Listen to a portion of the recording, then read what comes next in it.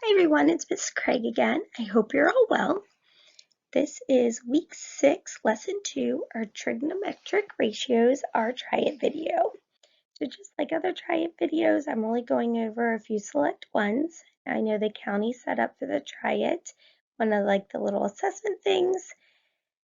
So you can kind of play the video along with as you're doing those. I'm going to do problem 1. Go ahead and try to solve them. As you're solving, if you haven't done it yet, pause the video and then come back. All right, so as we go over, remember our mnemonic of so, ga, toa. So we're going to start with the sign of P. So here we are at P, where sign is opposite over hypotenuse. So my opposite is 12 over, we don't have the hypotenuse. So that's when we have to go through and do our Pythagorean theorem. So 5 squared plus 12 squared equals that hypotenuse squared. So 25 plus 144 equals our hypotenuse squared. So that would give us 169 is our hypotenuse squared. So that hypotenuse would be 13. So now we can fill in, that would be 12/13. Now if we go to the cosine of P, so again we are at P, cosine is adjacent over hypotenuse. So in that case, that would be 5/13. And then sticking with P, but our tangent, that is our opposite over adjacent. So again, opposite of 12, adjacent is 5. Now if we switch our perspective to angle Q, so now we're going to do everything from the perspective of angle Q. So again, sine is still opposite over hypotenuse. So now from Q, the opposite is 5. Hypotenuse is still 13. Cosine, again, is adjacent over hypotenuse.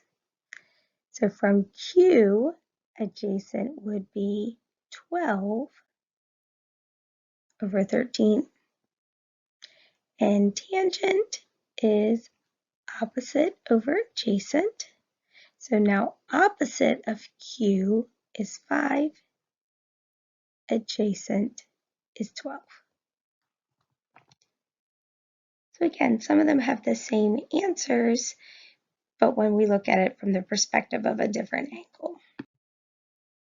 So problem number 2, we're only going to talk about some of them. So go ahead, if you haven't done these yet, go ahead, pause the video on, and then on pause when you're ready.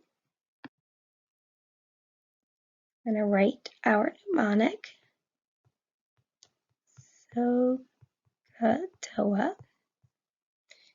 So if we start with sine, sine is opposite over hypotenuse. So if we're at P,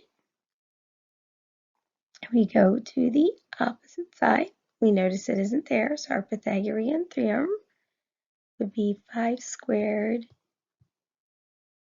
a squared equals 5 square roots of 2 squared. So 25 plus a squared would be equal to, we take 5 square roots of 2 and square it, we would get 100. Subtract 25 from both sides. A squared would be equal to 75, so a would be the square root of 75,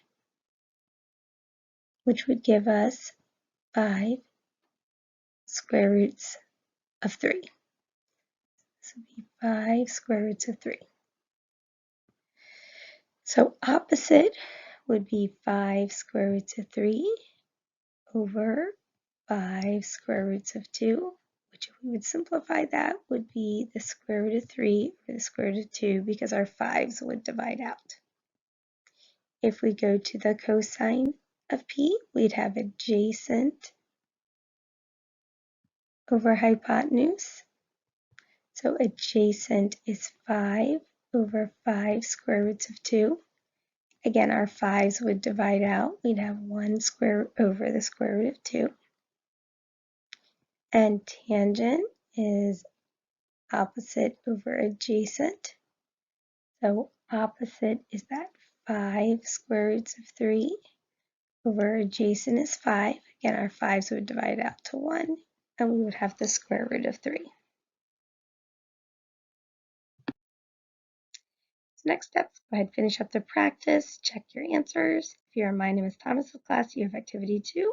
Go on to the show what you know. I know you'll all do great. Take care of yourselves. I know we must be in school. And we will talk again next week. Bye.